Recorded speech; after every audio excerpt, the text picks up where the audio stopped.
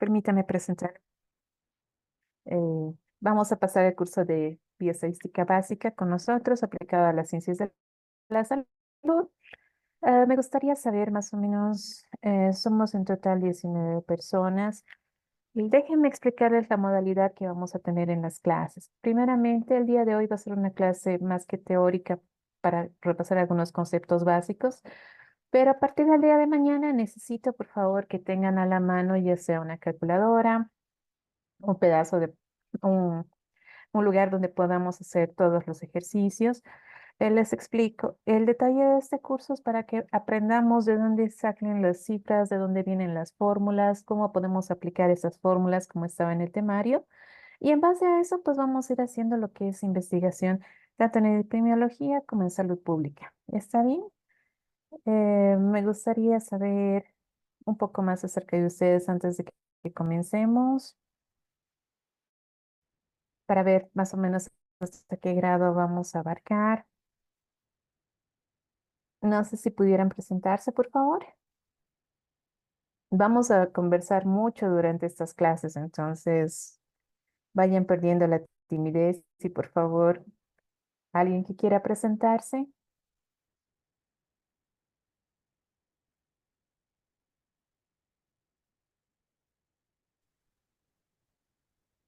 Muy buenas noches, Y bueno, estimada. entonces, ¿cómo está Johnny? ¿Cómo está? Muy ¿Cómo buenas está noches. Johnny? Un gusto, buenas noches. Soy médico de profesión. Vivo en Cobija, Pando. Eh, bueno, en realidad el motivo de ¿Mm? mi inscripción en el curso es porque me encanta la metodología de la investigación, pero tiene que estar muy ligada a lo que es la estadística y bioestadística. Entonces estoy queriendo complementar mis conocimientos y sobre todo el manejo de lo que es la bioestadística. Gracias. Un gusto, Johnny, perfecto. Vamos a avanzar los temas que están aplicados dentro del temario. Pero si necesitas alguna ayuda extra o tienes alguna duda, siéntete con la libertad de preguntar lo que necesites. Sí, vamos a adecuarlo de acuerdo a lo que necesitan. Gracias.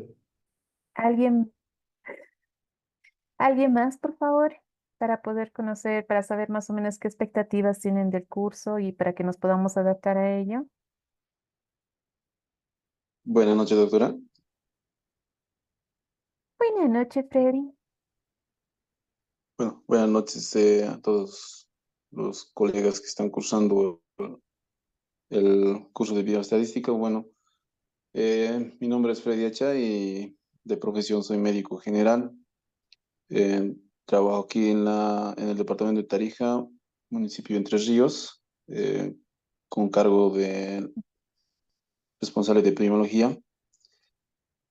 Y por el cual me interesó este curso es para el tema de análisis estadístico, más que todo. Ese es el detalle que me falta para poder realizar los informes adecuados y los análisis ligado a lo que es vigilancia epidemiológica. Perfecto, Freddy. Entonces, va lo mismo. Si acaso por algún motivo, porque los temas que vamos a llevar son muy puntuales, ¿verdad? Pero si necesitas que toquemos algún otro tema extra y podamos ahondar más sobre algún tema en particular, solamente me avisas con un poco de anticipación y lo preparamos también para que podamos ayudarte más en el área que estás necesitando, ¿sí? Y bueno, Gracias, doctora. eh,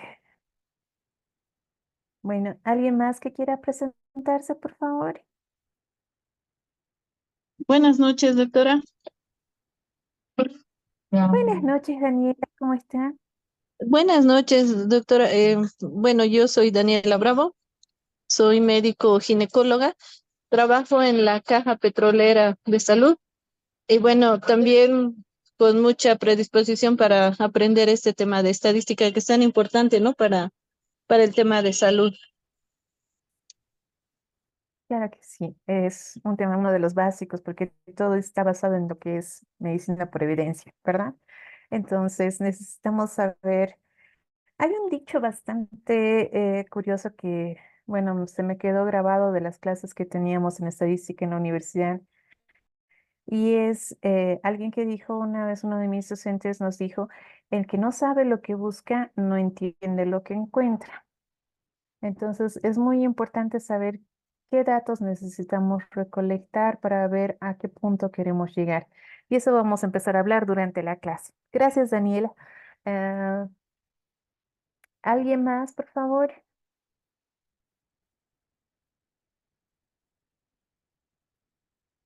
Ok. El temario que vamos a llevar, como ya se ha dicho, es un temario específico, pero si en algún momento, en algún instante tienen alguna pregunta, alguna duda, por favor, me cortan ese momento y vamos a empezar a hablar y a ahondar más los temas que no estén bien claros, ¿sí?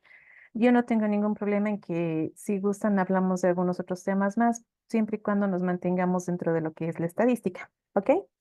Entonces vamos a comenzar. Permítanme compartir pantalla y como ya les había mencionado, hoy día vamos a tomar un tema netamente teórico y a partir de mañana lo vamos a hacer mucho más práctico, ¿vale? Entonces vamos directamente a revisar algunos conceptos que tenemos dentro de lo que es la estadística y la epidemiología. Como ustedes saben, la estadística y la epidemiología van bien ligados de la mano. Ahora un momentito, voy a compartir pantalla.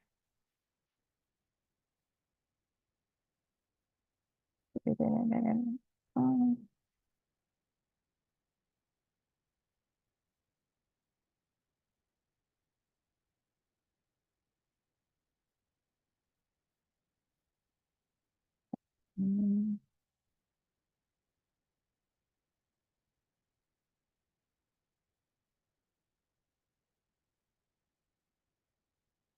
ya, ahora sí. Básicamente nuestro curso, el curso que estamos llevando ahora, va a ir a hablarnos de lo que es el análisis y, y el manejo de la base de datos epidemiológicos. O sea, ¿para qué utilizamos esto? ¿En qué nos va a servir? ¿Cuál es la idea de pasar el curso? Todos esos detalles, ¿no? Entonces, partiremos de algo muy básico, que es el concepto de epidemiología. O sea, todo lo que es análisis de datos, o recuperación de datos y todo eso va a ir a mejorar lo que es la parte de la epidemiología. Pero, ¿qué va a ser la epidemiología? Primeramente tenemos que el concepto de epidemiología nos dice que va a ir a estudiar la frecuencia y distribución de los fenómenos y determinantes de las poblaciones específicas y en la aplicación al control de problemas de salud. Ustedes saben que dentro de una determinada sociedad, en un instante de tiempo, en un determinado tiempo se van a encontrar diferentes problemas de salud, ¿no? Diferentes patologías, qué sé yo. Puede ser que al inicio de los tiempos había un predominante de enfermedades infecciosas en las cuales eran bastante contagiosas y que causaban bastante mortalidad, morbilidad en la población. Pero eso poco a poco ha ido evolucionando y ahora estamos en un instante en el cual las enfermedades que vienen ya son enfermedades crónicas, son enfermedades degenerativas, enfermedades que si bien no son mortales o no tienen una virulencia, una letalidad bastante alta, pues sí son enfermedades que van a durar mucho más tiempo y que van a causar un mayor costo en lo que es el servicio de salud pública, ¿no? Entonces es importante que a través de los datos que nosotros vamos generando, a través de los datos que vamos recopilando con los diferentes formularios de control que tenemos, pues podamos estudiar lo que son esta frecuencia, esta distribución de enfermedades, para que a través de ese estudio que podamos hacer a través de los datos que estamos analizando, podamos utilizarlos para buscar soluciones a las problemáticas específicas que encontremos. Es así que a través de ese estudio que vamos a realizar podemos tener dos diferentes tipos de epidemiología, ¿verdad? Una epidemiología general o de salud pública que va a ir a estudiar lo que son los factores de riesgo que van a ocasionar las diferentes enfermedades y va a ir a buscar lo que es la promoción precisamente para eliminar ese factor de riesgo. Y también vamos a tener una epidemiología clínica. Esa epidemiología clínica que va a ir a estudiar más que todo las consecuencias de esa enfermedad. Es decir, qué es lo que esa enfermedad va a producir en la población en general, ¿no? O sea, qué fenómenos va a tener esa enfermedad en la población en general. Por ejemplo, cuando hemos tenido, mil disculpas, sé que soy muy redundante siempre con el tema del COVID, pero es que el tema del COVID ha sido algo que ha sacudido completamente el sistema de salud y nos ha permitido ver desde diferentes puntos de vista el manejo de lo que es una determinada enfermedad. Por ejemplo, en el caso de COVID, a realizar los diferentes, las estadísticas con los diferentes detalles de los que ha sucedido con el COVID, porque al inicio no sabíamos nada, pues hemos visto de que primeramente afectaba a las personas que tenían enfermedades de base, afectaba por lo general a los adultos mayores, hemos visto que en los niños no tenía tanta letalidad, se ha visto también el tiempo de deficiencia que tenía. Entonces, a través de todo el análisis de esos datos, hemos podido determinar cuáles son los factores de riesgo y hemos podido ver qué políticas podíamos sugerir con el fin de evitar que esa enfermedad se propague, ¿no? Y por otro caso, ya posterior a ello, ya cuando estamos hablando de la etapa posterior a la enfermedad, también se han empezado a tener diferentes estadísticas, ¿no? De qué secuelas ha dejado, cuánto tiempo de invalidez ha tenido, cuáles han sido los medicamentos que se han utilizado y que han sido provechosos, cuáles son los medicamentos que han producido mayor daño y que ese daño se ha quedado ahora con los pacientes, etcétera, ¿no? Entonces, como podemos ver, tenemos dos diferentes tipos de epidemiología, pero ambas están basadas en lo que es el análisis de los datos epidemiológicos, ¿no? Una parte muy importante de esto también es reconocer que si no podemos caracterizar bien los datos que estamos almacenando, no vamos a poder sacar buenas conclusiones. Entonces, es importante que para cada uno de los estudios que podamos realizar, tenemos que determinar exactamente cuáles son los datos que van a ser útiles para la investigación que estamos realizando. Tenemos que tomar en cuenta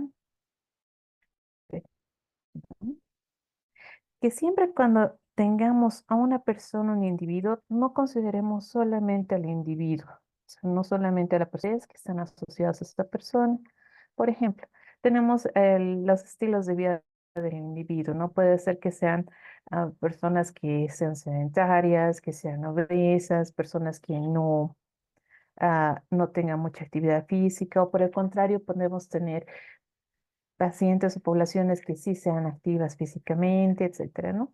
Podemos tener diferentes tipos de conceptos de acuerdo a las redes sociales y las redes comunitarias que utilizan.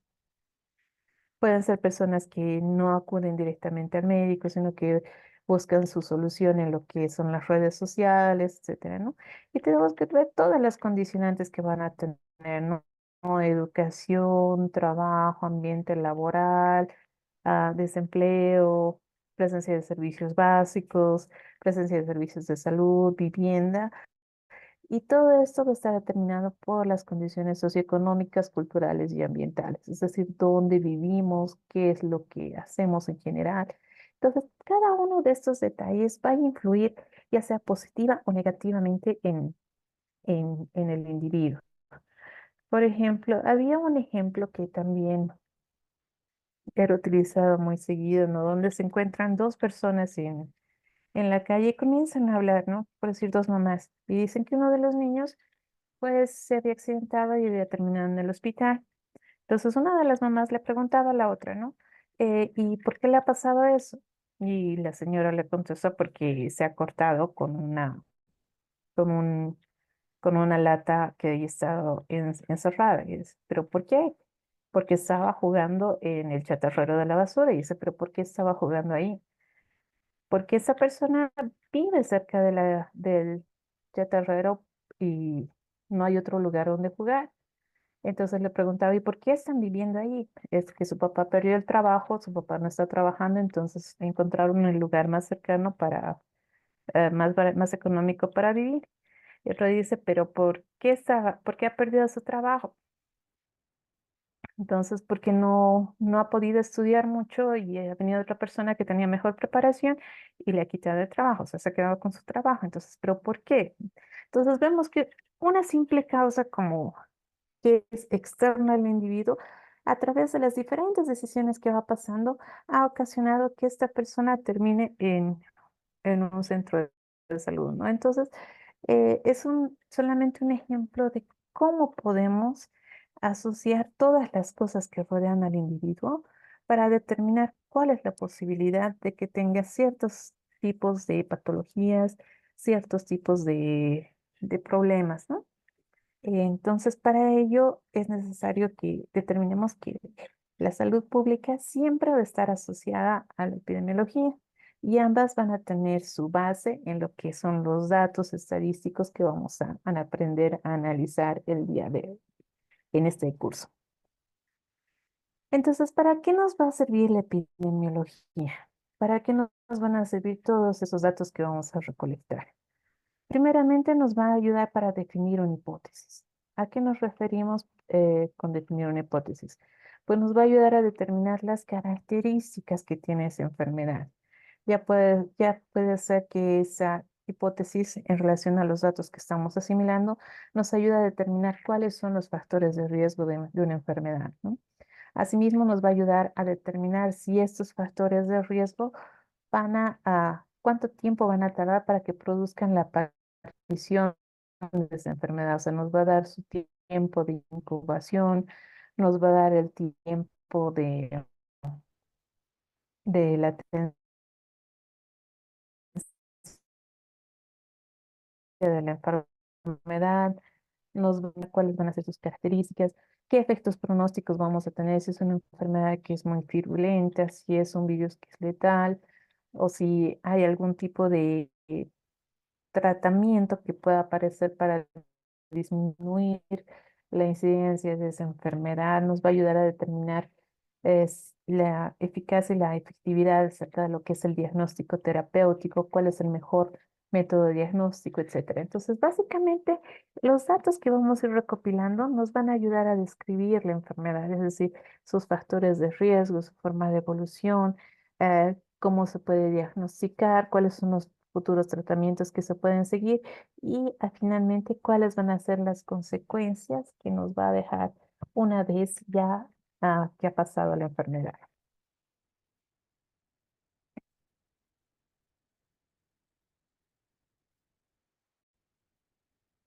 También es importante decir que en la epidemiología tiene una importancia bastante alta, o sea, tiene una importancia sociosanitaria, es decir, que a través de todas las características que vamos recopilando de las enfermedades, vamos a poder caracterizar una población.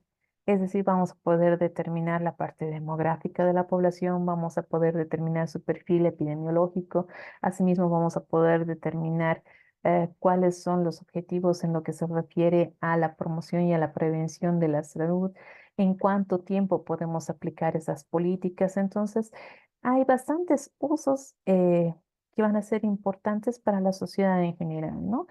También nos va a ayudar en su debido tiempo a verificar si tenemos los recursos tanto de infraestructura, el recurso humano, los recursos de insumos que van a ser necesarios para poder satisfacer esta necesidad. Entonces, también al momento que estamos recolectando y analizando los datos, nos va a ayudar a determinar a proyectar cuántos, puedes decir, cuántos consultorios vamos a necesitar, cuántas camas de internación vamos a necesitar, etcétera, ¿no?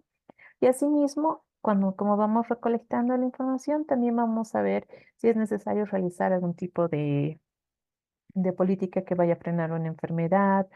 Vamos a ver a dónde queremos llegar, qué es lo que queremos proyectar a través de los diferentes datos que vayamos analizando y qué intervenciones como parte de la salud vamos a usar para poder obtener un mejor resultado. Asimismo, esto se va a ver a través del progreso a nivel comunitario y va a poder ser validado por un sistema de salud. Entonces, con todas las características que vamos a recoger de las enfermedades, de ver a quiénes afecta, de ver cuál es el comportamiento de esta enfermedad, pues vamos a poder determinar qué acciones, qué políticas de salud van a ser adoptadas para reforzar lo que es el sistema de salud y poder brindar la atención necesaria a toda la población. Entonces, aparte de eso, ¿cuáles van a ser los usos de la epidemiología? Pues más que todo nos van a ayudar a determinar cuál es la prueba de diagnóstica necesaria para una determinada enfermedad, el tratamiento más útil. Y con toda la información que ya hemos hablado hasta ahora, con todo lo que hemos recolectado, nos va a ayudar a elaborar ya sean políticas de salud que vayan a toda la población o por el contrario, en un caso más específico, elaborar protocolos específicos para determinadas enfermedades. Es así como, por ejemplo, nuevamente metiéndonos con el COVID, pues después de verificar los factores de riesgo, la forma de contagio, la forma de diagnóstico, pudimos establecer políticas públicas entre las cuales estaban básicamente el uso de los equipos de protección personal, también estaba la cuarentena obligatoria, estaba el aislamiento total como parte de la política pública y ya como los protocolos clínicos hemos visto que ah, el tratamiento era netamente sintomático, con el uso de algunos corticoides en algunos casos, que era necesario realizar las pruebas correspondientes para determinar si se tenía o no se tenía COVID, etcétera, ¿no? Entonces, hemos elaborado tanto políticas públicas como protocolos clínicos que van a ir directamente a verificar a cada uno de los pacientes. Entonces, una vez que ya hemos definido qué es la epidemiología, para qué necesitamos determinar cuáles son los datos, cuáles son, cómo vamos a presentarlos para que puedan ser útiles al momento que nosotros queramos utilizarlos y realizarlos, ¿no? Entonces, primeramente, tenemos que determinar qué es la medición. Vamos a hablar de lo que es la medición de salud y la enfermedad poblacional. Entonces, ¿para qué vamos a hacer esto? Es importante describir a lo que es nuestra población, ¿no? Una población tiene que ser medible, es decir, que se puede utilizar una escala estándar para toda la población. Eso lo vamos a volver una variable o un conjunto de valores. Entonces, utilizamos el término de medición para comparar entre poblaciones, para comparar entre personas, para comparar con un estándar ya establecido y que nos permita saber en qué situación nos encontramos. Por ejemplo, en el caso de medición de la salud y la enfermedad poblacional, la OMS, la Organización Mundial de la Salud, nos dice que en un estado de perfecto bienestar físico, mental y social, y no solo la ausencia de enfermedad, ¿no? Esa es la definición de salud. Decimos que hay un salud cuando estamos en un perfecto estado de bienestar físico-mental y no solo la ausencia de enfermedad. Entonces, a través de la recolección de datos nos va a permitir identificar patrones o tomar acciones de protección y promoción en la población. Es decir, para poder ver en qué situación estamos con una determinada población, necesitamos aplicar una escala estándar. Es decir, necesitamos tener algún punto de comparación, una variable o un conjunto de valores que nos diga esta población está bien de acuerdo a la comparación realizada entre ellas, ¿no? Entonces, para ello, esta comparación se va a dar una vez que ya se ha realizado la recolección de los datos. Con la recolección de los datos, si comparándolos con un estándar, nos va a permitir determinar si hay diferentes patrones que estén fuera del rango para que nos permita tomar diferentes acciones de promoción y protección a la salud. Una parte muy importante de lo que es la epidemiología es que podamos establecer indicadores de salud. Esos indicadores de salud van a ser básicamente nuestros estándares de medición. Es decir, nos van a ayudar a determinar la función o la discapacidad, nos van a ayudar a determinar la ocurrencia de la enfermedad o muerte, nos va a dar los recursos y el desempeño de los servicios de salud, nos va a dar un impacto de los problemas de la salud o en la vida diaria y básicamente nos va a dar todos los datos que podamos obtener a través de las diferentes encuestas o registros. Como ustedes saben, dentro de lo que es el área de la salud, presentamos diferentes registros con todas las características correspondientes necesarias. Por ejemplo, en los formularios que llenamos para determinar los pacientes que se han atendido, tenemos que llenar eh, el nombre o el código del paciente con la edad que tiene el paciente, si es una consulta nueva, si es una consulta repetida. En el caso del Seguro Social, si es un activo o es un beneficiario, etcétera, ¿no? Entonces, cada uno de esos aspectos o detalles que a veces nosotros creemos que nos sirven son bastante importantes porque nos ayudan a determinar cuál es la situación actual en la que se encuentra nuestro establecimiento de salud y asimismo es información valiosa en cuanto se refiere a lo que queremos estudiar, ¿no? Entonces, estos datos sí o sí tienen que estar dentro de los registros o en caso de que no se cuenten con registros y estemos tratando de evaluar otro tipo de mediciones como ser satisfacción del usuario, am, más que todo podemos utilizar encuestas, encuestas que nos ayuden a determinar si el usuario está conforme o no está conforme con la atención que está recibiendo dentro de nuestro establecimiento de salud.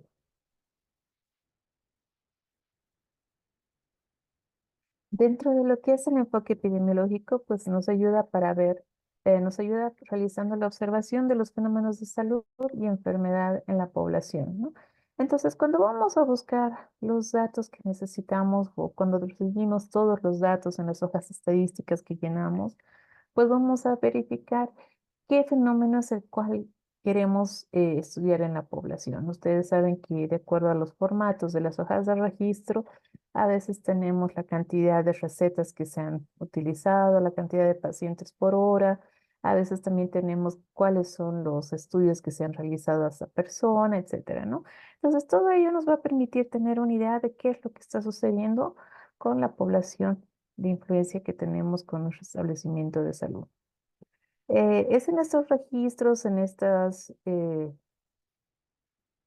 datos que nos han proporcionado que podemos cuantificar la frecuencia, las frecuencias y las distribuciones. Entonces podemos ver qué es lo que está sucediendo en relación a la aparición de las enfermedades y si estas se están distribuyendo en lo que realmente esperamos que se estén distribuyendo. Es decir, dentro del ámbito de la salud ya tenemos más o menos previsto qué es lo que podría pasar en un determinado tiempo y se realiza la comparación con lo que realmente está sucediendo para poder realizar el análisis de las frecuencias de la distribución.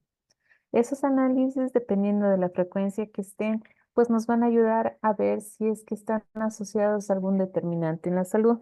Por ejemplo, puede ser que comiencen a aparecer muchos casos de enfermedades diarreicas agudas en niños, ¿no? Entonces, al decir que hay un aumento en la incidencia de las enfermedades diarreicas en niños, nos ayuda a determinar cuál es el grupo que está afectado, qué es lo que está sucediendo con él, y ya a través de las otras características registradas, pues nos va a ayudar a determinar cuáles podrían ser los factores de riesgo o si hay un factor en común entre ellos. No sé si recuerdan, hace no mucho, creo que hace un mes más o menos, aparecieron en el desayuno escolar galletas con moho, ¿no? Entonces, era un buen motivo, digamos, para ver si es que los centros de salud a los cuales están designados esos estudiantes han presentado algún tipo de enfermedad o no han presentado la enfermedad, o veces que ha habido una epidemia, una pequeña epidemia de enfermedades diarreicas, etcétera, ¿no? Entonces, de acuerdo a eso, ya podemos ver qué determinantes están afectando a la salud poblacional y definir qué cursos de acción vamos a seguir con esta información que estamos adquiriendo.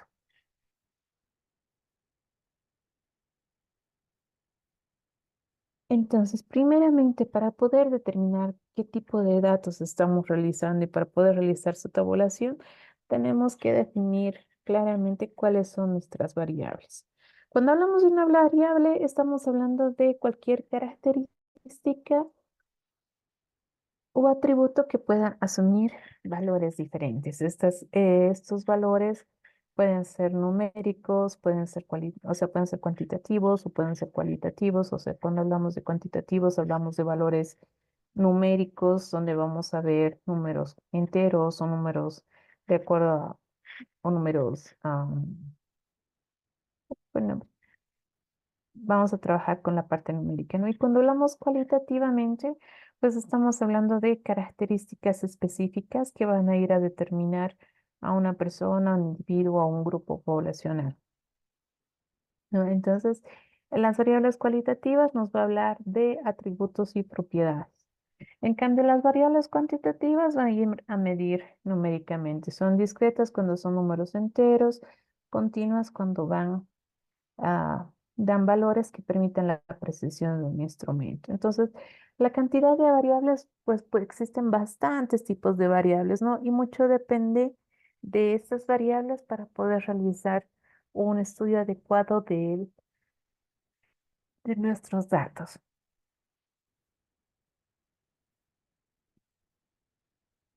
Entonces, de acuerdo al nivel de medición que vamos a tener, las variables pueden caracterizarse en nominales cuando son nombres y no tienen ningún orden en específico. Pueden ser ordinales cuando tienen categorías y son ordinales. Pueden ser variables de intervalo que presentan distancias iguales entre sus valores o con una característica que es donde el cero es arbitrario. O pueden ser una razón o proporción que lleva intervalos iguales entre valores o el punto de origen cero. Esto lo vamos a ver más a detalle con ejemplos cuando estemos viendo ya la parte del estudio propiamente dicho. Estas variables también nos van a ayudar a identificar en el caso de las personas las características que van a presentar las personas, dónde se va a producir, dónde es el lugar de ocurrencia, el tiempo determinado, en qué periodo ha ocurrido ello, y la frecuencia, que es el número de veces que se va a repetir una determinada variable. Si lo vemos en un ejemplo, ¿no? Para determinar la persona tenemos que preguntarnos quién es el afectado. El afectado puede ser una familia, puede ser un par de personas, puede ser solamente una persona. Entonces, cuando hablamos de quién es el afectado, estamos determinando a qué persona se le está tomando en cuenta para realizar el estudio.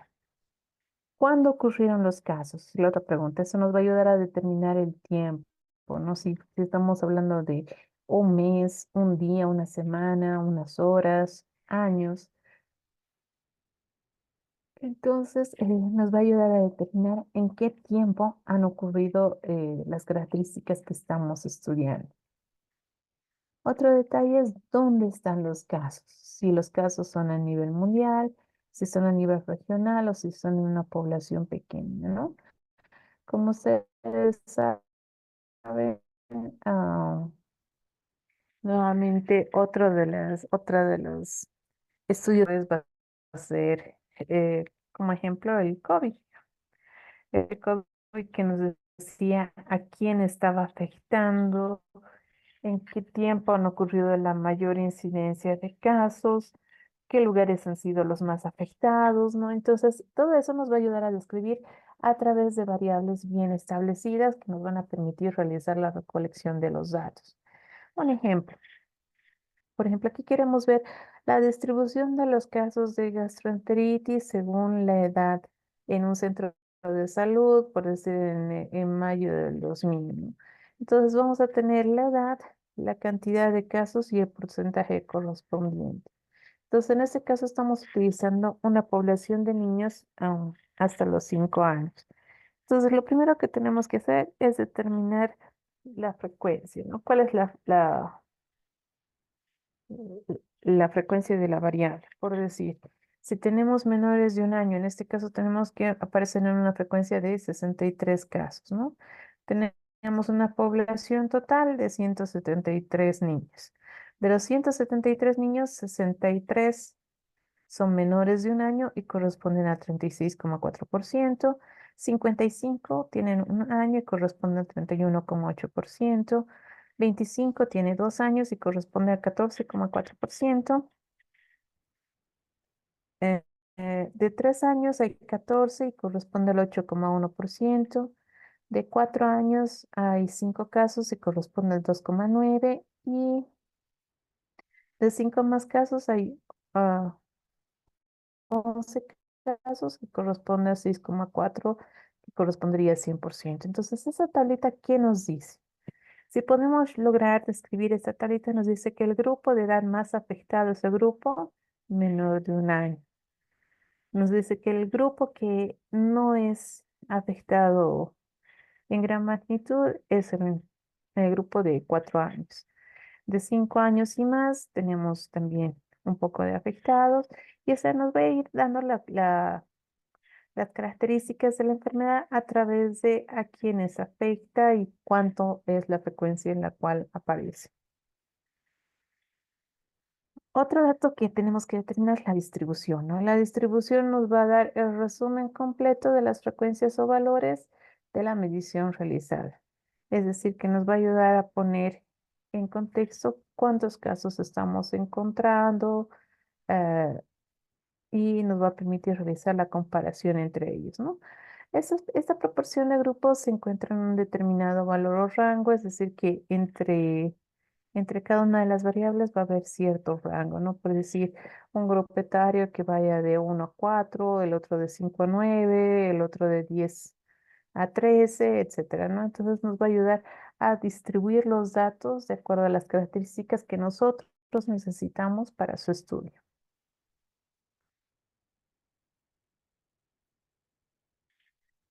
Todos los datos que vamos a tener se van a presentar en lo que son estos gráficos, ¿no? Un gráfico va a ser la representación visual de los datos estadísticos en el que los datos pueden estar representados ya sea por barras, por líneas, por tortas, etcétera, ¿no?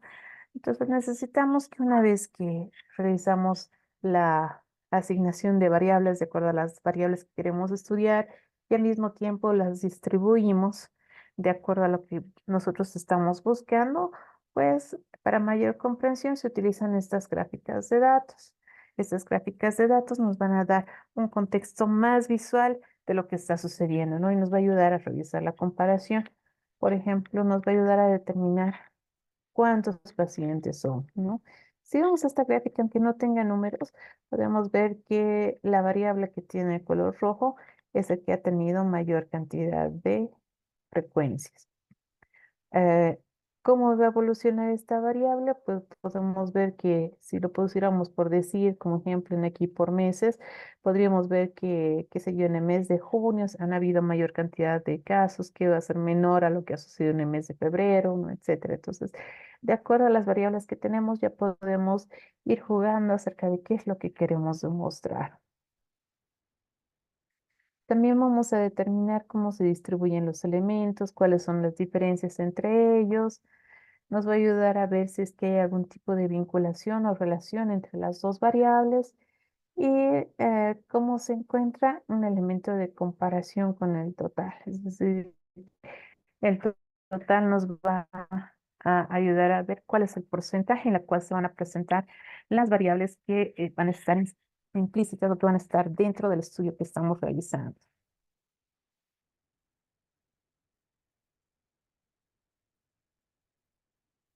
Como ustedes ven, aquí tenemos diferentes tipos de gráficos. Este es un histograma y tenemos la tortita de los porcentajes, ¿no?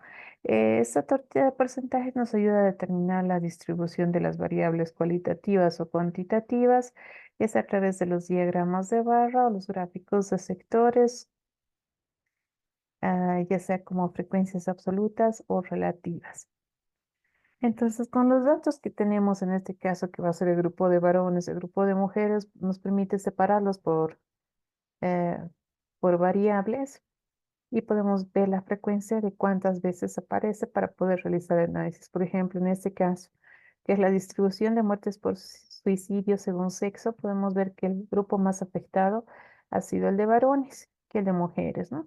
Y si queremos utilizar un porcentaje, a veces es mejor utilizar lo que son las tortas, ¿no? Que nos ayuda a determinar mejor la parte de los porcentajes.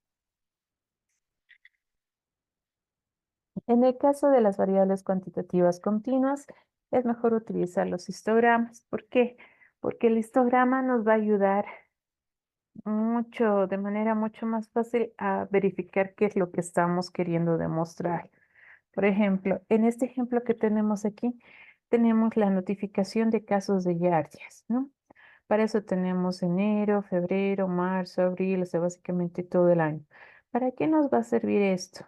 En este caso estamos viendo un total de 460 casos notificados y que han sido distribuidos de acuerdo a su modo de aparición en los diferentes meses del año, ¿no?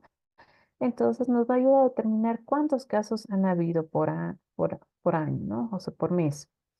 Y de acuerdo a la caracterización de cuántos casos han existido por mes, podemos ver cuáles han sido los meses más afectados y donde se tiene que realizar la intervención precisamente para que al año no ocurra la misma, no se dé el mismo escenario y no existan los casos más elevados en esos meses, ¿no? Entonces, ¿qué estamos haciendo al hacer ese pequeño ejercicio de proyección? No estamos viendo la probabilidad de que al año, en esos mismos meses, también haya esa misma cantidad de pacientes que presenten esa enfermedad.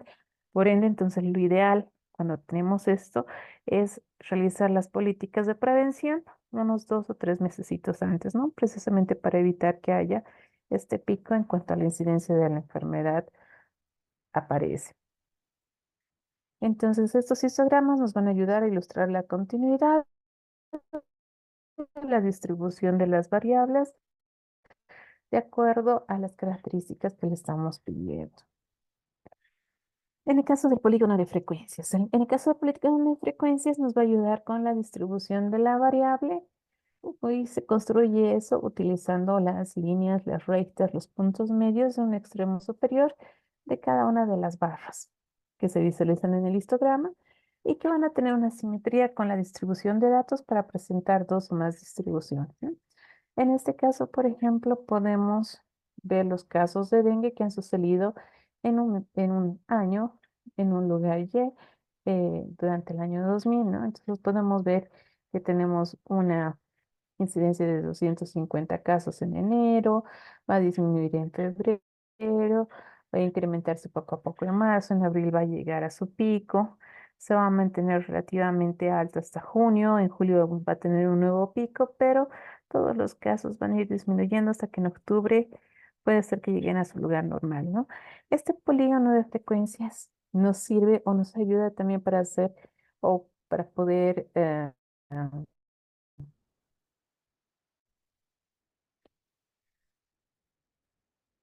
hacer lo que es el canal endémico, nos va a ayudar a determinar si es que en algún determinado momento aparece un incremento en la incidencia de la enfermedad. Y de acuerdo a ese incremento puede denominarse que está en las zonas seguras, si ha salido fuera de las zonas seguras, si ya está empezando con una epidemia o si ya se ha vuelto una polígono de frecuencias, porque nos va a ayudar a determinar la distribución de la enfermedad de acuerdo a las características que estamos solicitando. Otro gráfico que también nos va a servir bastante y nos va a ayudar mucho es la ojiva porcentual. Esa ojiva porcentual, más que todo, es un polígono de frecuencias relativas acumuladas. Ese polígono de frecuencias pues nos va a dar un punto dentro de lo que es la ojiva porcentual y va a irse acumulando hasta que llegue el final, ¿no? Entonces, aquí va a ir, de estos datos en la ojiva porcentual, va a ir de 0 datos al 100% de datos, ¿no?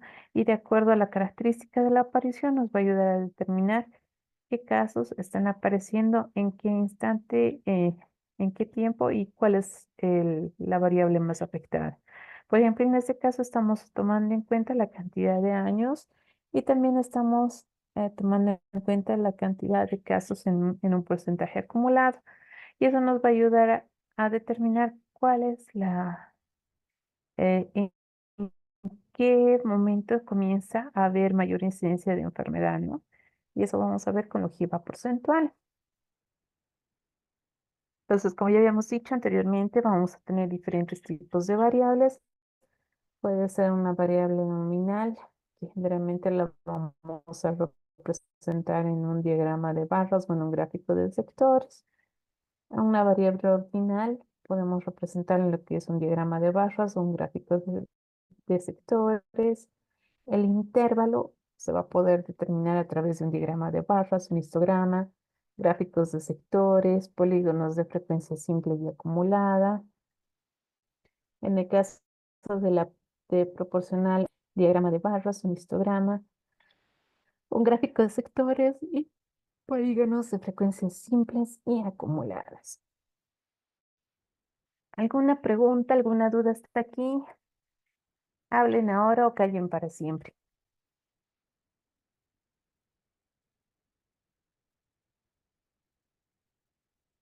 No hay dudas, no hay preguntas. ¿Siguen vivos o ya se han aburrido? No, nada. Ya, bueno, seguimos.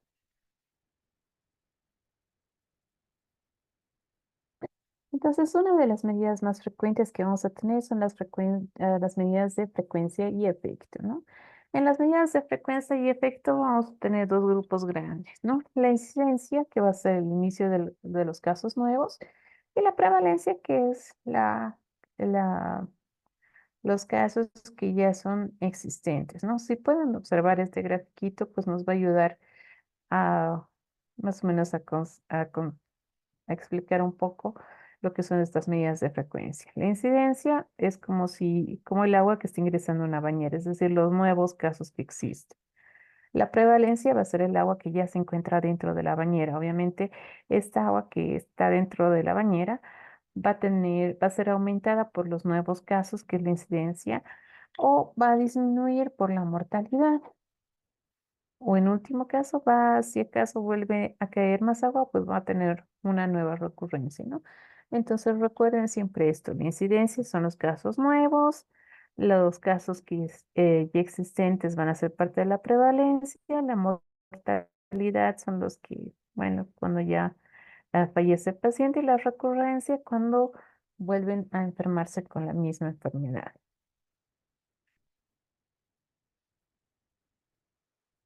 Otro tipo de casos que tenemos es el caso de la incidencia acumulada. Hablamos de la incidencia acumulada cuando hay una relación de números de casos y tamaño poblacional en un periodo de tiempo, ¿no? Generalmente este tipo de incidencia acumulada se va a encontrar entre 0 y 1 y nos va a ayudar a interpretar la probabilidad y el riesgo de desarrollar una determinada enfermedad. ¿Cuál es la fórmula que vamos a utilizar? En el caso de la incidencia acumulada, vamos a tener el número de casos nuevos en un periodo de tiempo sobre el número de personas en el inicio de ese periodo de tiempo, ¿no? Por ejemplo, en este gráfico tenemos, delimitamos primeramente en qué tiempos vamos a trabajar, vamos a denominarlo T0 y T1, ¿no? T0 como el inicio del tiempo que estamos estudiando y T1 como el final del tiempo del estudio. Entonces, nuestra incidencia acumulada va a estar basada, como pueden ver, aquí tenemos varios monitos. Aquí tenemos 9 monitos, ¿no?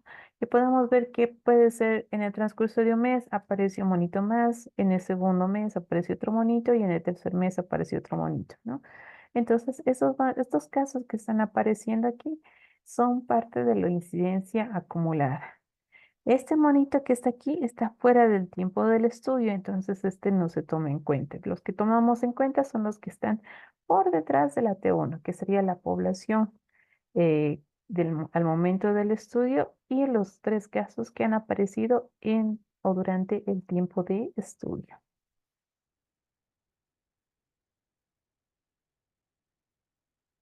Tenemos también otra forma de verificar que es la tasa de incidencia, ¿no? La tasa de incidencia va a estar relacionada al número de casos nuevos dividido entre el número de personas en el tiempo de observación.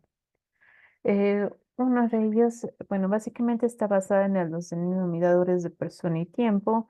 Se realiza en seguimiento en el caso de que haya poblaciones dinámicas y nos va a dar el número de casos por cada unidad de persona a tiempo de observación. Vamos a ponerlo más claro. Se ha realizado un estudio de 8 personas a lo largo de 20 años. En este estudio que se ha realizado, estamos tratando de determinar los casos de infarto agudo de miocardio. El infarto agudo de miocardio y la relación que va a estar que va a tener con lo que es el consumo moderado de alcohol y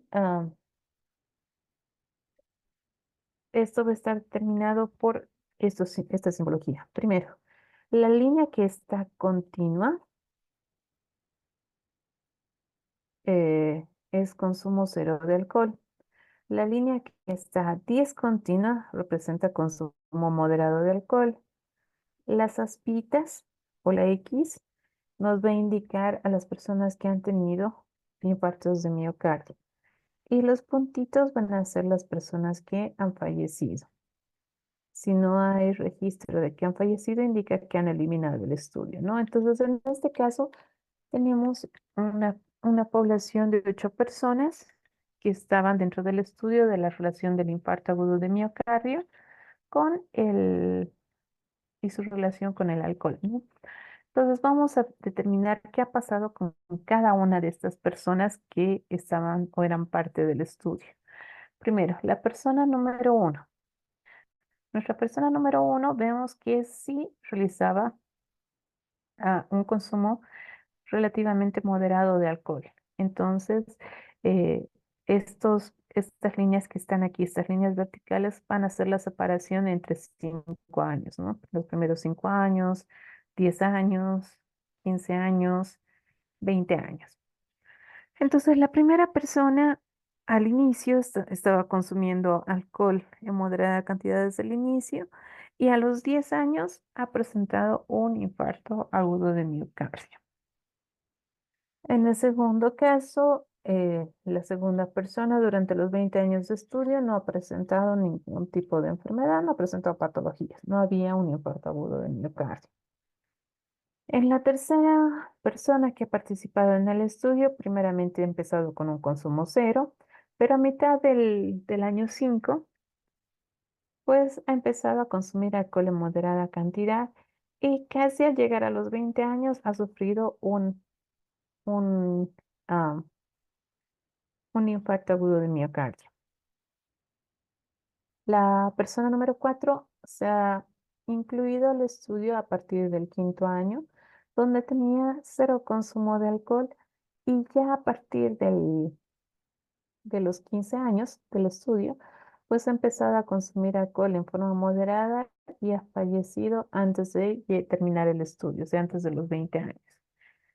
En el caso de la quinta persona no consumía alcohol, ha presentado un ataque agudo de miocardio después de los 10 años, pero ha seguido sin consumir alcohol y finalmente, antes de llegar a los 20 años, ha fallecido. En el caso de la persona número 6, tenemos que se ha incluido una vez que ya se ha iniciado el estudio, a los 5 años de haber iniciado el estudio. Y en este caso, en esta persona, pues no consumía alcohol, sin embargo, al llegar a los 10 años del estudio, ha tenido un infarto agudo de miocardio. En el caso de la persona 7, se ha añadido también después de los primeros 5 años del estudio, consumía alcohol en moderada cantidad, finalmente bajó al consumo cero hasta los 10 años del estudio. Y luego dejó el estudio porque no se ha visto que haya concluido. Y el último participante de nuestro estudio, que es el número 8, pues ingresado al estudio a partir de los 10 años. De los 10 años hasta los 15 años ha presentado consumo moderado de alcohol y ya para los últimos 5 años ha dejado el alcohol y estaba con consumo cero. Aún así ha presentado un estudio de miocardio, un infarto de miocardio. Entonces, ¿para qué estamos haciendo esto? ¿Qué es lo que queremos ver? Lo que queremos descartar o lo que queremos reforzar con la hipótesis, con con este cuadrito que tenemos, es si es que el alcohol, el consumo de alcohol está relacionado con la incidencia de infarto agudo de miocardio. Entonces, podemos ver de los pacientes que usualmente consumían alcohol en moderada cantidad, pues han presentado un infarto agudo de miocardio, ¿no? En cambio, los otros no han presentado el infarto, pero puede ser que por otras causas hayan muerto, ¿no? Entonces, lo que nos ayuda es a determinar en qué situación se encuentra este tipo de enfermedad y cuáles son las características que se están utilizando para realizar este estudio que se ha realizado. Entonces, la tasa de incidencia. La tasa de incidencia nos va a dar la densidad de incidencia. La densidad de incidencia nos va a dar los casos nuevos que aparecen en una unidad de tiempo, ¿no? En este caso se puede representar de esta forma donde vemos que los casos producidos se encuentran en un mar de población y tiempo. ¿Qué nos dice aquí? Que durante esta temporada, este transcurso que es de T1 a T2, han habido un aumento en la incidencia de casos. Nos va a ayudar a determinar si han aumentado los casos en ese determinado lugar.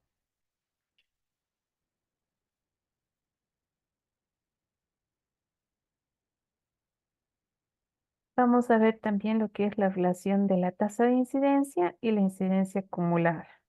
La incidencia acumulada se va a medir sobre lo que es un corte fijo. Y la tasa de incidencia, pues nos va a decir la cantidad de números, la cantidad de nuevos casos en un periodo de tiempo, ¿no? Eso nos va a ayudar a poder realizar una gráfica donde se va a expresar cuántos serán al inicio, con cuántos han terminado y dependiendo de que si queremos analizar en qué instante de tiempo T había una cantidad determinada de pacientes, ¿no? Entonces nos ayuda a determinar cuáles han sido los casos, los nuevos casos de incidencia dentro de una determinada población. Entonces, una parte de ello también es del estudio de la tasa de incidencia y la incidencia acumulada, tenemos la fórmula de la incidencia acumulada. La incidencia acumulada lo que nos va a ayudar a ver qué es lo que está sucediendo, nos va a ayudar a ver el riesgo de enfermar en un determinado periodo de tiempo, ¿no? Entonces, para ello tenemos lo que es la incidencia acumulada, el tiempo donde está comenzando el estudio, el tiempo donde va a terminar el estudio sobre el número de pacientes, ¿no? Entonces, si hacemos la sustitución, nos va a dar esta fórmula que es la fórmula de la incidencia acumulada, donde es 1 menos el expuesto a la incidencia sobre un tiempo, un periodo de tiempo. Entonces,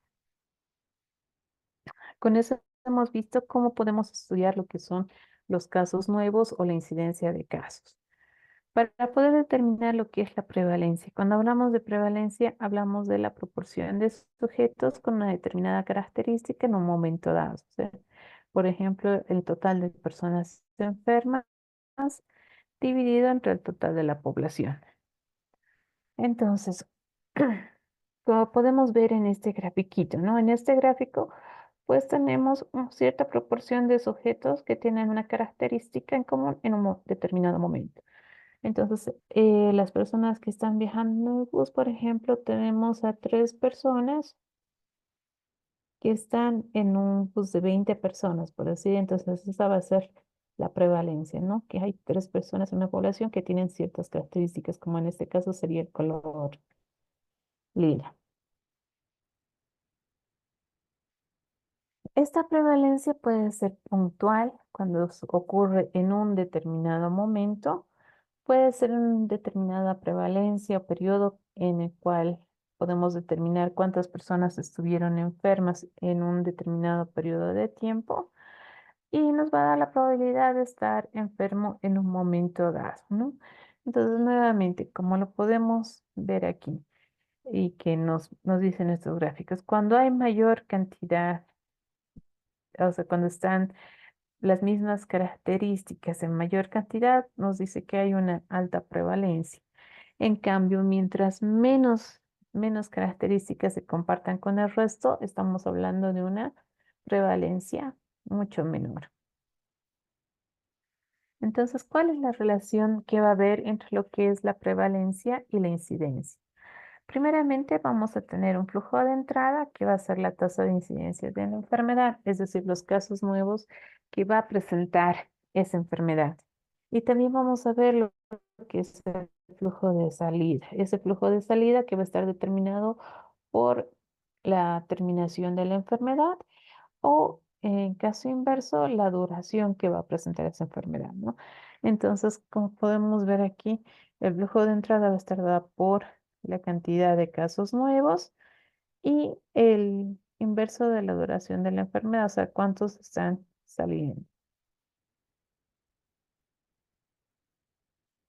Luego tenemos otra medida que es el odds. El odds que nos va a dar una relación entre la proporción y su complementaria.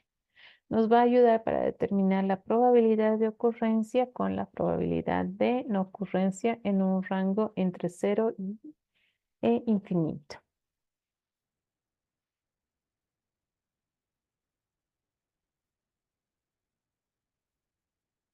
Otra tasa que es importante al momento de determinar el perfil epidemiológico es la tasa de letalidad, ¿no?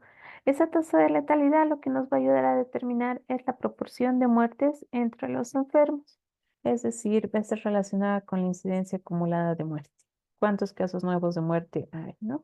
Y eso se va a tomar de acuerdo a la cantidad de fallecidos y la cantidad de personas, en las personas que enfermaron, y eso multiplicado por 100, ¿no? Entonces, ¿para qué nos sirve esta tasa de letalidad? Nos sirve más que todo para determinar cuántas muertes nuevas están existiendo en un determinado periodo de tiempo. Eso con el fin de verificar qué es lo que está sucediendo con la población en general.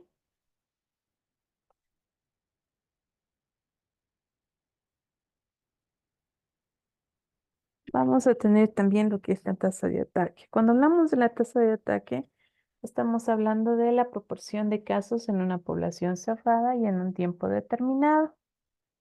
Estos casos van a estar relacionados con incidencia acumulada.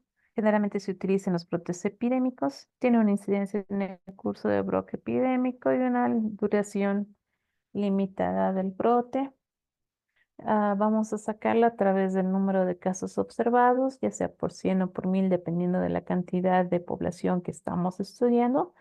Y nos va a ayudar a determinar a la población expuesta al riesgo del brote.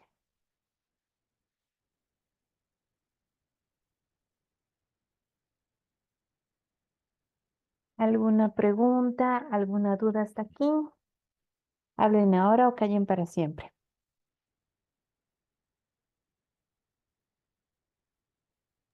Yo creo que con la práctica, como usted lo decía, estimada doctora, vamos a un poquito mejorar y cimentar todo lo que está mencionando.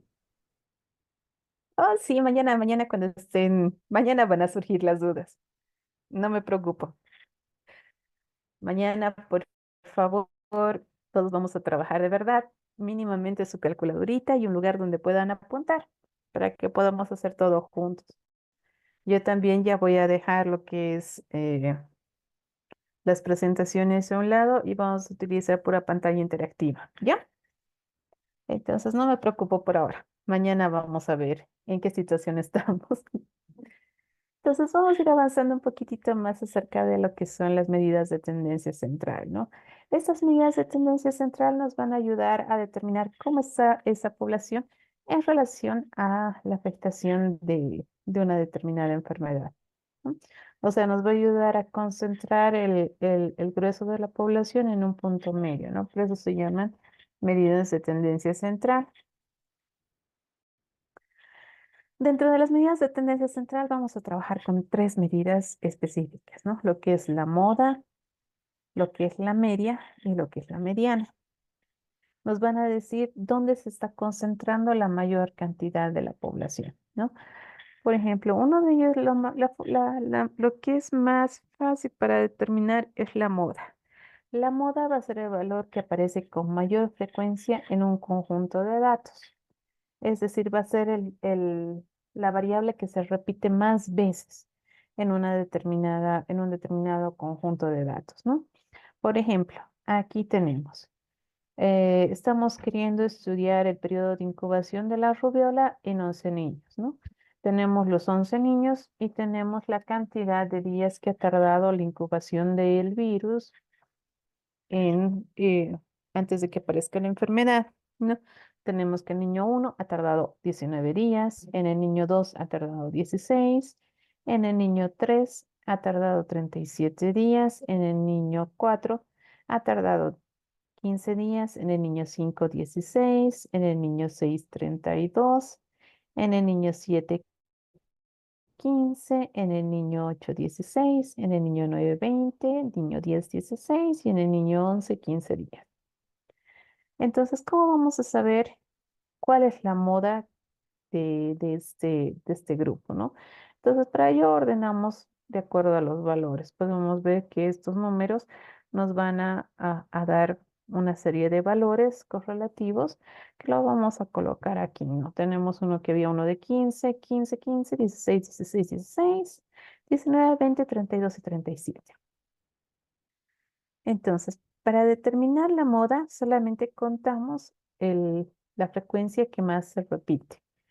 Por ejemplo, en este caso tenemos 3 niños que han tenido 15 días, tenemos 4 niños que han tenido 16 días, tenemos uno de 19, uno de 20, uno de 32 y uno de 37.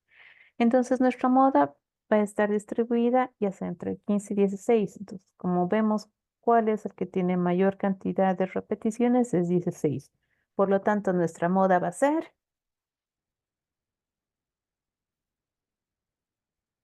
pronúnciense. Si estamos hablando del dato que más se repite, ¿cuál va a ser nuestra moda en esta 16, tablita? 16, 16. 16. Muy bien, Johnny. Nuestra moda es 16, que nos va a decir el valor que más se repite. Ahora vamos a verificar lo que es la mediana. La mediana nos va a decir cuál es el valor central de una serie de datos, ¿no? Este valor central lo que va a hacer es dividir justo la mitad hacia abajo y de la mitad hacia arriba, ¿no? Entonces, en la mediana, si tenemos que la mediana es la posición central y que nos va a dar va a dividir la serie en un 50% y ya tenemos distribuidos nuestros datos, ¿cuál va a ser la mediana en estos datos? 16.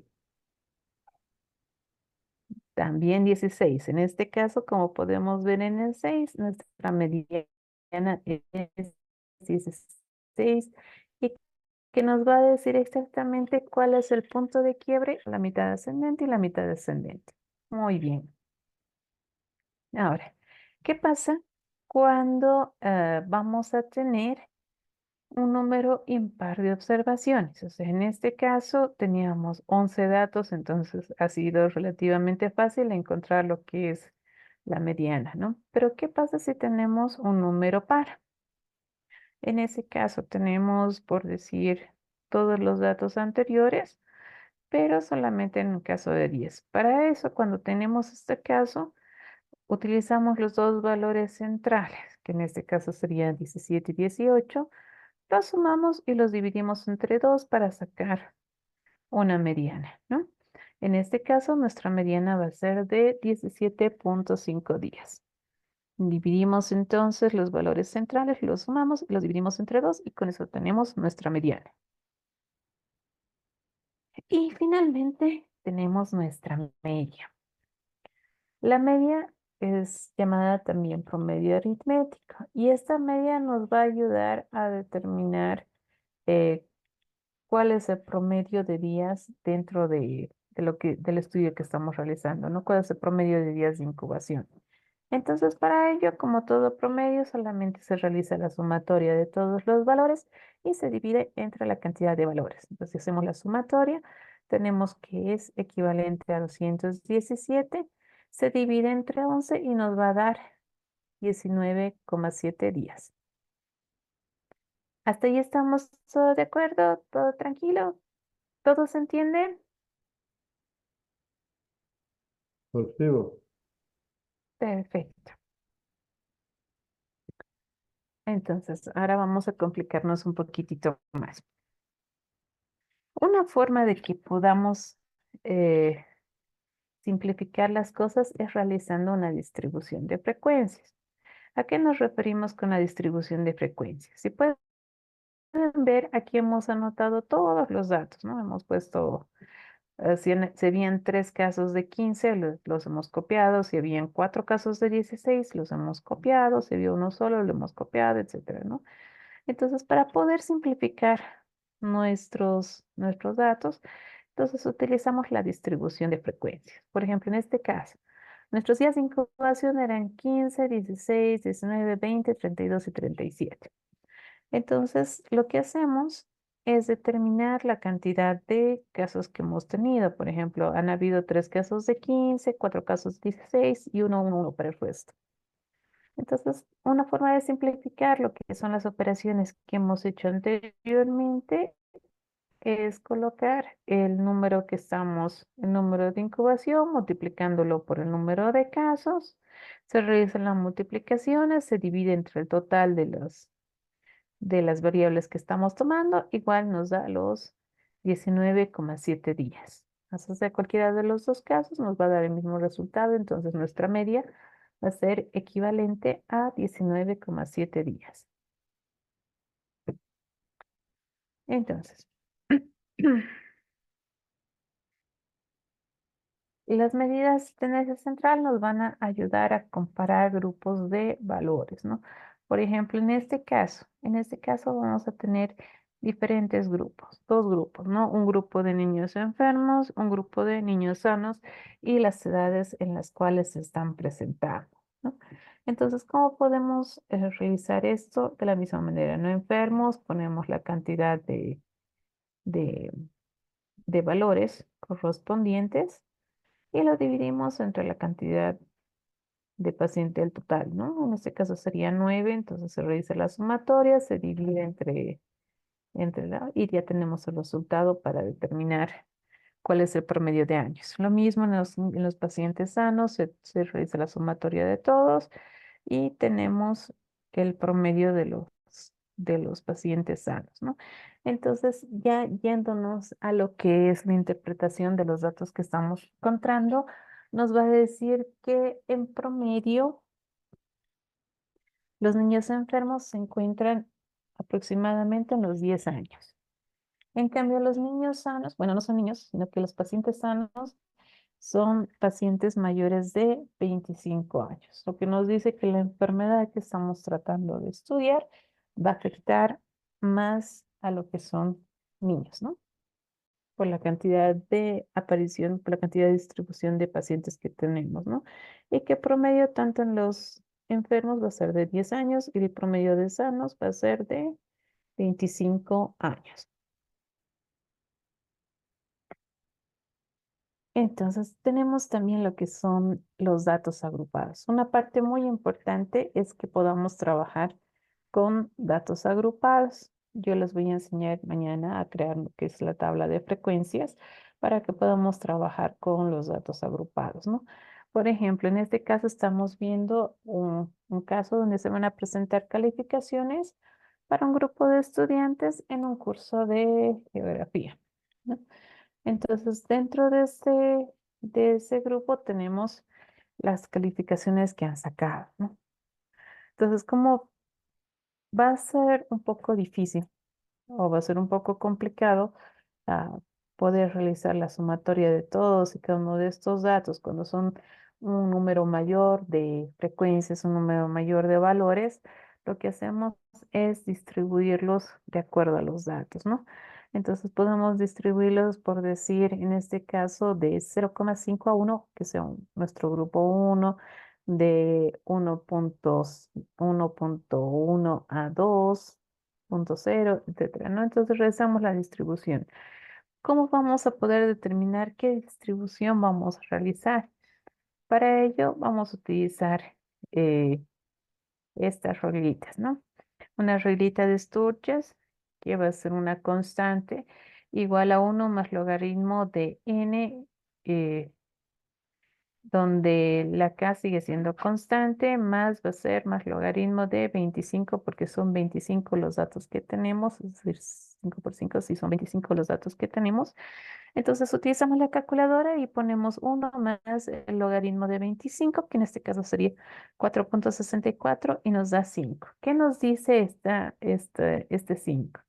Este 5 nos dice que vamos a distribuir estas frecuencias en cada 5 valores.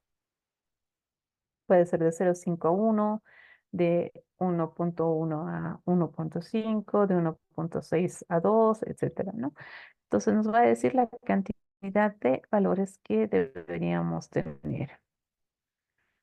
Entonces esta constante nos da un total de 5 Y empíricamente, pues tenemos que 5 es una constante del 20 que tenemos ahí. Otra parte importante que tenemos que determinar es la longitud de los intervalos.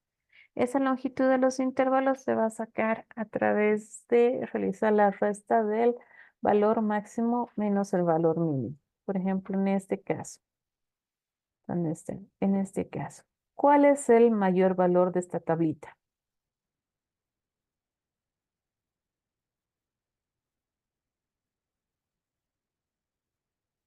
A ver, niños, despierten, ¿cuál es el mayor valor? ¿Cuál es el máximo 4,5. superior? ¿Perdón? 4,5. 4.5. Ya. Nuestro mayor valor, nuestro valor máximo es de 4,5 y nuestro valor mínimo 0,5. 0,5. Entonces tenemos esos dos valores, ¿no? Entonces, teniendo esos valores, pues se va a realizar una resta del valor máximo, que en este caso, bueno, tenemos 5,0, ya lo vamos a ver mañana, menos el valor mínimo que nos va a dar el intervalo. Nos va a ayudar a determinar los intervalos para poder crear la tablita. Mañana les voy a explicar más a detalle porque esto lamentablemente si no lo copiamos, si no lo hacemos cada uno, es bastante complicado de entender. Entonces, de acuerdo a ello, vamos a determinar lo que son los límites superiores, los límites inferiores y con ello vamos a crear nuestra tablita de frecuencias. Vamos a ver cómo podemos construir esto. Vamos a hacer mañana pasito a pasito cómo estamos construyendo esto. Por ejemplo, en este caso de series agrupadas vamos a tener diferentes grupos de estudio. Estamos tratando de determinar la cantidad de casos de suicidio en un determinado lugar entre los periodos de 1995 y el periodo 2000, ¿no? Entonces los años que estamos tomando en cuenta es de 10 a 14 años, de 15 a 19, de 20 a 29, de 30 a 39, de 40 a 49 y de 50 a 59 y de 60 a 69. Entonces, de acuerdo a los datos que estamos obteniendo, vamos a distribuir los casos, ¿no? De acuerdo a lo que aparece aquí.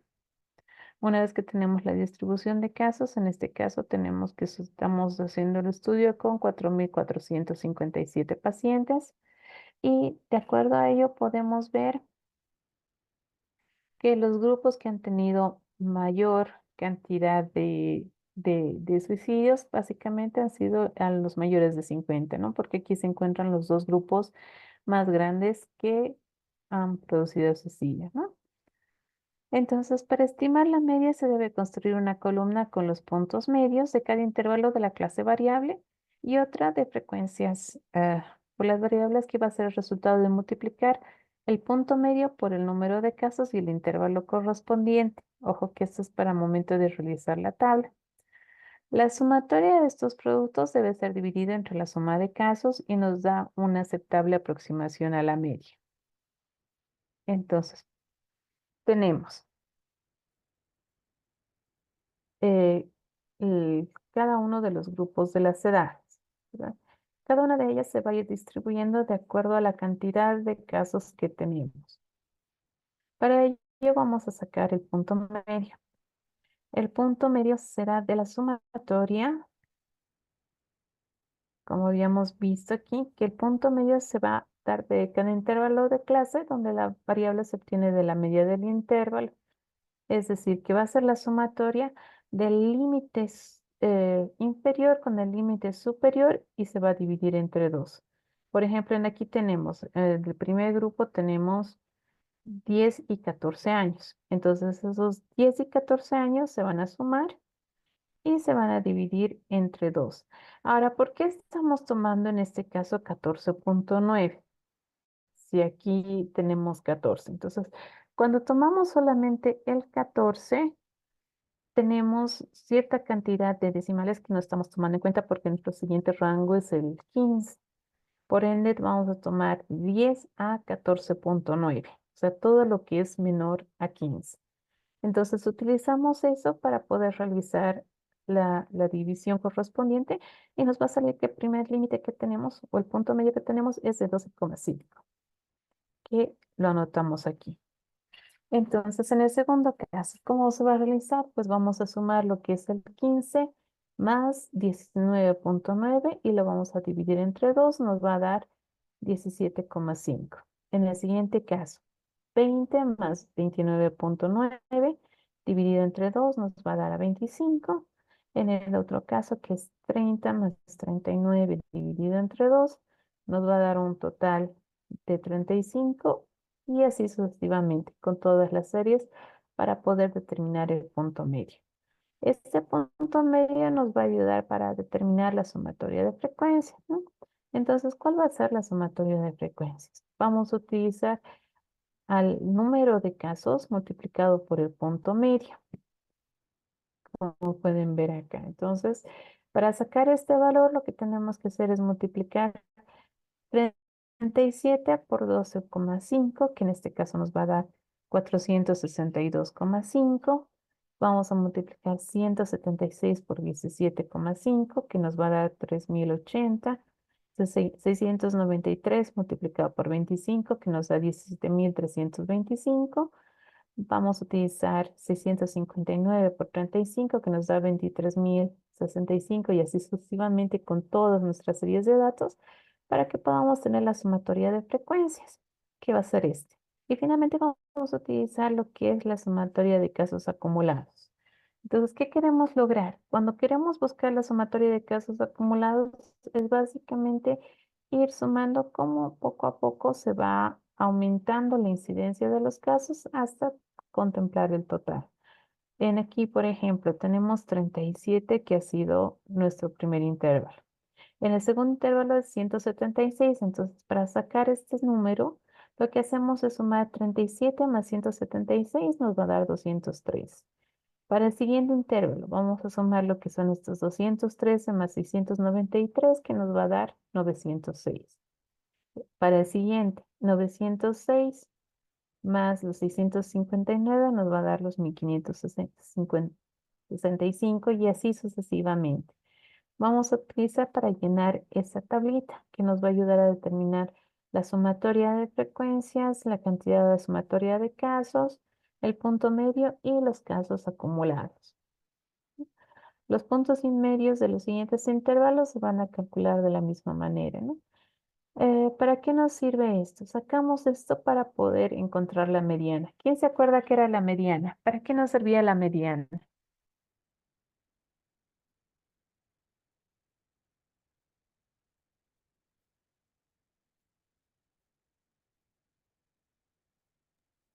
¿Aló?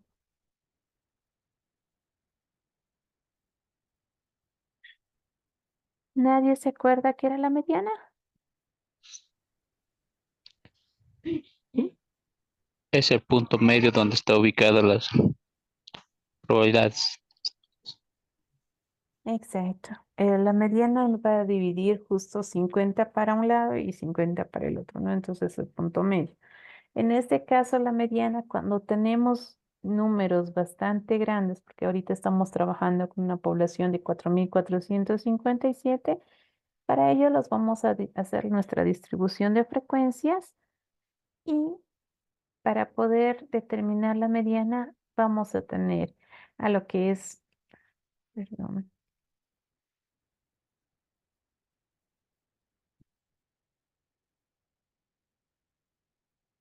vamos a tener, perdón, a ver,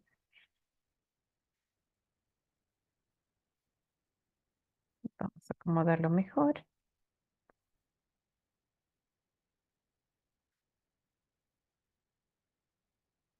Ya. Entonces, para tener nuestra mediana, vamos a sacarla de la siguiente manera.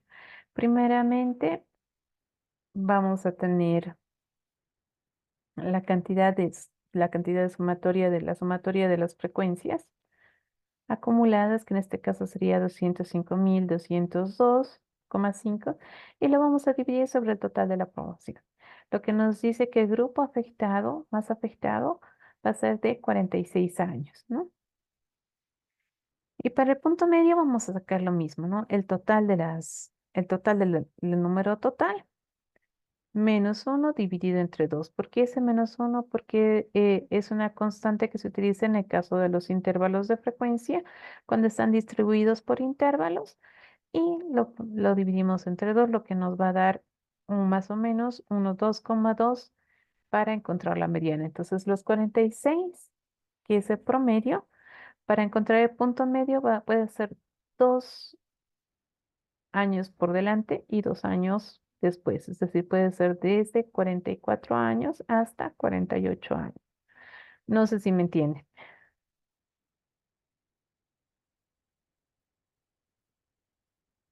Cualquier duda que tengan, bueno, tal vez no ahorita porque ahorita estamos más en una clase teórica, pero por favor para el día de mañana, si tienen alguna duda o no saben de dónde estoy sacando un dato, me avisan ese momento y lo volvemos a repetir. Les voy a explicar exactamente de dónde salen los datos, ¿ya? Porque un dato que se me pierdan, no van a entender el resto de la clase. ¿Ok? Hoy día ya lo estamos viendo así ligeramente, pero ya mañana lo vamos a ver pasito a pasito. ¿Está bien? Entonces, ya para ver los datos de tendencia central, ya vamos a empezar a utilizar, en el caso de los intervalos, unas fórmulas un poco ya más grandes, ¿no? Por ejemplo, tenemos para ver, determinar el caso de la mediana con otra fórmula, podemos utilizar el límite inferior del intervalo de la posición de la mediana, la posición de la mediana, la frecuencia acumulada del intervalo anterior a la posición de la mediana, dividido entre la frecuencia de la posición de la mediana y multiplicado por la amplitud del intervalo de la posición de la mediana. Sé que parece trabalenguas, pero es más fácil de lo que parece. No se preocupen, mañana lo vamos a revisar pasito por pasito para que me puedan entender. Entonces, vamos a tomar en cuenta todos los datos, ¿no? Entonces, estamos tratando de buscar la mediana. Tenemos el límite inferior, ese que es el límite inferior del intervalo de la posición de la mediana. Aquí ya habíamos sacado los datos de la posición de la mediana, ¿no? Habíamos quedado que la posición de la mediana era 46. Entonces buscamos aquí el intervalo donde se encuentran los 46, que sería este, que es de 40 a 49. Entonces buscamos aquí. ¿Cuál es el intervalo menor? Lo habíamos visto, el intervalo del punto medio, que es en este intervalo en el cual se va a encontrar el punto medio, es 40, el límite inferior, y es el dato que vamos a reemplazar en nuestra formulita. Estos 40, ¿no? Para este tenemos el caso situado en el punto medio de la serie, que es el 2,22. Entonces tenemos aquí nuestra serie, perdón, hemos sacado que era 2,22, ¿no? Entonces, basándonos en ello, realizamos el reemplazo en nuestra formulita. Después pedimos los casos acumulados en el intervalo anterior que contiene el caso 2,2. Entonces, aquí vemos, este es el caso 2,2. Tenemos que encontrar el intervalo. Entonces, vamos a buscar el intervalo anterior que contiene el caso. El intervalo anterior que contiene el caso va a ser el equivalente a 1565, que es la cantidad de casos que se van a presentar. Entonces tenemos aquí 1565 que va a estar en ese 30,39, ¿no? Entonces esto menos el 2,22 que tenemos nos va a dar la cantidad de casos acumulados que son 1565. Finalmente lo vamos a multiplicar por la amplitud del intervalo y los casos que quien tiene la mediana. En este caso habíamos dicho que nuestra mediana estaba aquí, tenemos 784 casos y la amplitud que estamos tomando entre serie y serie es de 10. Entonces vamos a multiplicar la amplitud y lo vamos a dividir entre lo que es el intervalo que contiene la mediana. Entonces, para poder realizar cada una de estas operaciones matemáticas. Tenemos 40 más 8,45 y tenemos que la mediana corresponde a 48,45 años.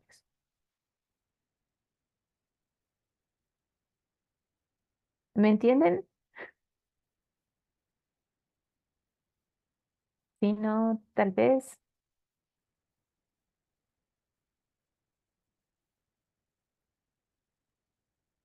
Ok. Bueno, esto lo vamos a revisar mañana con más detalle. ¿Alguna pregunta, alguna duda que tengan hasta aquí?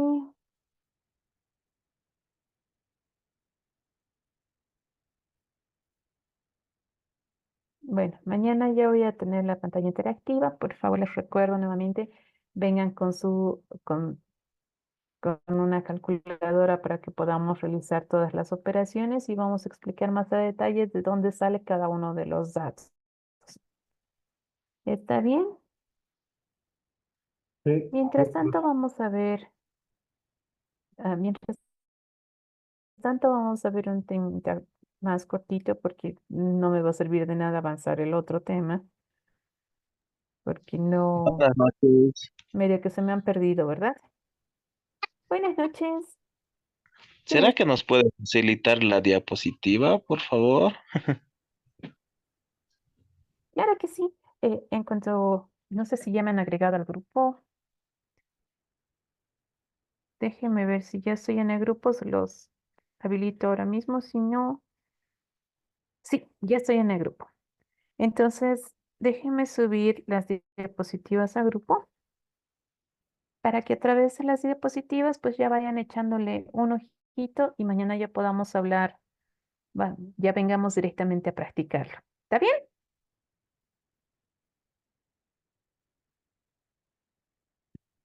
Ya. Entonces, eh, vamos a hablar un poquitito acerca de lo que es la investigación epidemiológica en el campo. Una de las partes importantes, como ya les había mencionado anteriormente, de lo que es epidemiología, de lo que es el estudio del análisis de la base de datos, es básicamente que todos estos datos que vamos a analizar nos van a servir para producir actividades de promoción de la salud, como ser una expansión de lo que es la vigilancia epidemiológica, la prevención y el control de los problemas de salud. Estos van a ser datos que van a ser recolectados por los diferentes sistemas de vigilancia de salud pública y nos van a ayudar a implementar lo que son medidas de control dentro de nuestras políticas de salud, ¿no? En este caso, pues utilizamos la epidemiología descriptiva clásica y la epidemiología descriptiva analítica. Cuando hablamos de la epidemiología descriptiva clásica, estamos hablando de los datos que vamos a utilizar para detectar, caracterizar y determinar cuál va a ser la ocurrencia de una situación epidémica. Entonces, básicamente, la epidemiología descriptiva clásica ha sido la que nos ha ayudado a determinar que el COVID era una pandemia, por así decir, que se estaba extendiendo por todos los países, ¿no? Si no afectaba a un solo país, ¿no?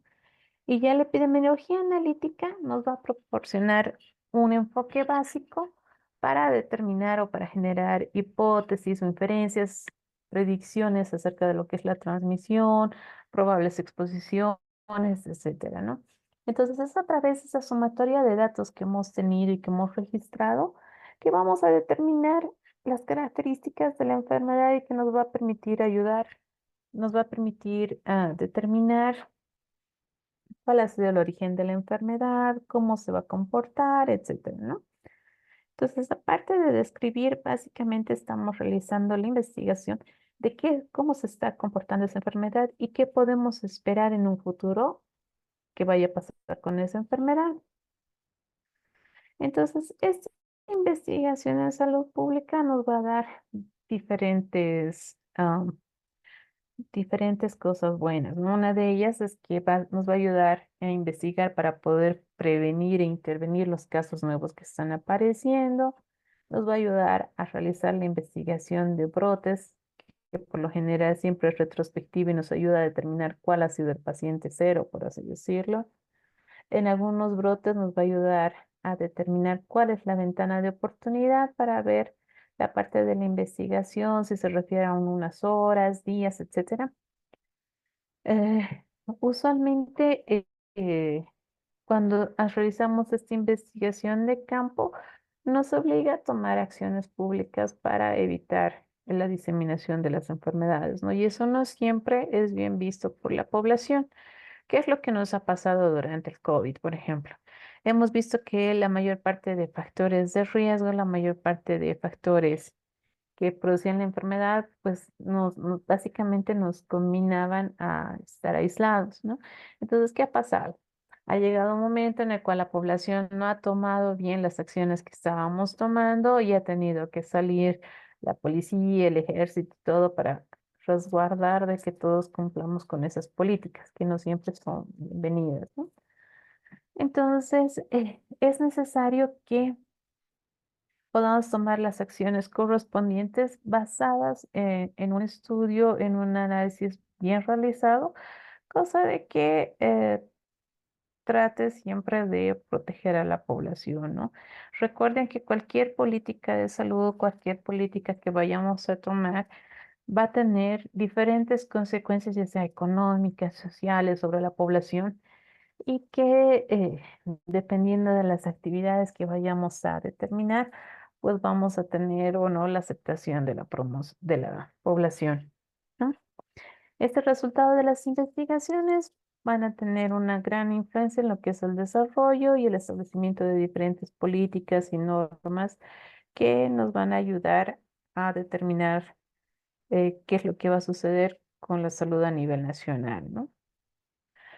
¿Qué es una investigación? ¿A qué hablamos? ¿De qué hablamos con la investigación? Bueno, la investigación o el estudio, se puede decir, de los brotes, más que todo es un estudio epidemiológico de campo que va a estar aplicado y que va a ser de gran utilidad para la parte de salud pública, ¿no?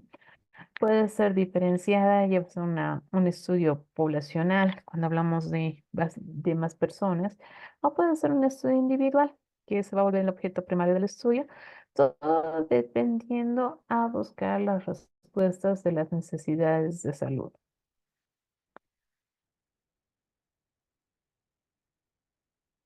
La investigación epidemiológica también nos puede ayudar a ver diferentes estrategias como ser frecuencia, distribución, determinantes de salud de la población.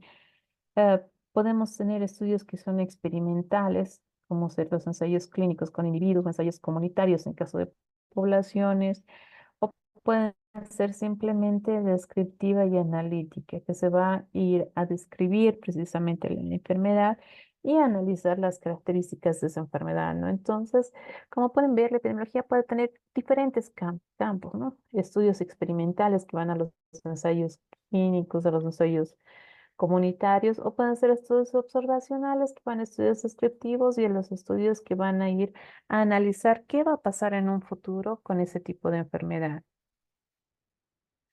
Entonces, la investigación epidemiológica pues nos va a dar los principios y métodos de la investigación para solucionar los problemas de salud que no están siendo esperados y que van a necesitar una respuesta inmediata y una intervención en la población. Este procedimiento por lo general es ágil, es riguroso, es eficaz, es sencillo y nos va a ayudar a determinar la capacidad local de actuar frente a los brotes en relación directa, ya sea con dos aspectos generales, ¿no? La capacidad de detectar una alerta epidemiológica a través de la construcción de lo que son los canales endémicos y a través de la construcción de la curva epidémica, y nos va a ayudar a ver nuestra respuesta, nuestra capacidad de respuesta. Como ustedes pueden ver, una prueba de fuego, nuevamente utilizando el ejemplo del COVID, pero una prueba de fuego ha sido el COVID, ¿no? El COVID que nos ha ayudado a ver cuán frágil es nuestro sistema de salud y cuánto nos falta para poder aprender, para poder mitigar si volviera a suceder algo similar. No, entonces, una parte muy importante y que es necesario que todos sepamos, es importante poder conocer el perfil perfil epidemiológico de una determinada población. Es importante saber cuáles son las enfermedades prevalentes en un determinado contexto. Es importante también saber cuánta incidencia podemos tener en un determinado tiempo en una población. Y todo esto con el fin de que si existe algún brote epidémico podamos detectarlo a la brevedad posible, ¿no? Esto con el fin de que precisamente mitigar los efectos del mismo, ¿no? De proveer ya medidas de control para todas las personas que podrían estar afectadas, solicitar ya sean los recursos de financiamiento, recurso humano para mitigar este brote de esta epidemia y asimismo recibir asesoramiento epidemiológico ya sea de los niveles de niveles superiores, ¿no? Entonces, en esta parte de lo que son el estudio de brotes epidémicos, pues vamos a considerar lo que son conglomerados, brotes y epidemias, ¿no? Cuando estamos hablando de conglomerados, estamos hablando de un agrupamiento de casos a un evento relativamente poco común en un espacio y tiempo bien definido y donde se cree que la cantidad es mayor a la que conglomerados, es a partir de los rumores locales. ah, Generalmente no se va en la parte de la parte de registro que nosotros usualmente registramos, sino se va a dar a través de lo que son rumores, encuestas, cosas seguidas, ¿no? En cambio, el brote, cuando estamos hablando de brote, estamos hablando de un aumento inusual del número de casos relacionados epidemiológicamente que pueden aparecer de forma súbita y estén diseminándose en un espacio específico, ¿no? Eso se va a basar en un sistema de recolección de datos a partir de lo que es la salud, la vigilancia en salud pública y que va a ser muy importante para que puedan tomar las medidas de presión y el control oportunas y efectivas. Es un problema de salud pública a gran escala, ¿no? Y que se va a propagar en relación a lo normal. Se va a hacer mucho más alta de lo normal, va a trascender posiblemente los riesgos, los límites geográficos y nos va a dar los comportamientos propios de un brote. Entonces, ¿cuándo se va a realizar una investigación epidemiológica? Primera, en el sistema de salud. Ustedes saben que a través del SNIS tenemos ciertas enfermedades que son de notificación inmediata, mediata, etcétera, ¿no? Y que nos va a ayudar a determinar qué es lo que queremos investigar. Otra forma que, que necesitamos para investigar un determinado brote es cuando la enfermedad parece tener una fuente en común. Puede ser que, como en el caso de las galletas como que hayan habido niños que hayan comido las galletas y que por culpa de ello hayan tenido enfermedad diarreica aguda, ¿no? Entonces nos ayuda a determinar si hay una fuente en común que esté produciendo una determinada enfermedad. Y así cuando la enfermedad parece tener una severidad mayor al usual, ¿no? Entonces, ¿cuándo han parado las orejas con el COVID? Ha sido cuando ya han empezado a haber un mayor contagio, han habido mayor cantidad de muertes, entonces ahí recién han comenzado a investigar lo que era esta enfermedad. Y cuando la enfermedad es nueva o emergente en el área, ¿no? Entonces, cuando no se esperaba que en un determinado espacio, pues ocurra esta enfermedad. Entonces, en ese caso, se procede a realizar la investigación epidemiológica.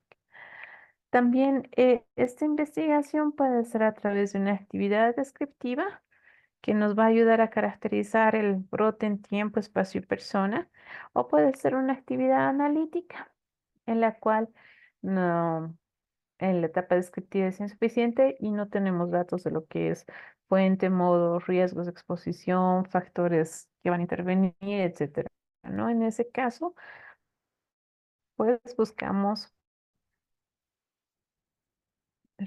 realizar la actividad analítica.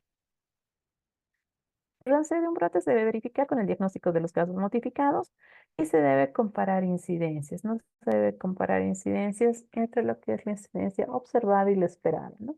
Por eso nos sirve bastante lo que son las curvas del canal endémico, que nos brinda una visión de qué ha sucedido en qué diferentes años y que nos ayuda a determinar cuándo una enfermedad se está saliendo fuera de control.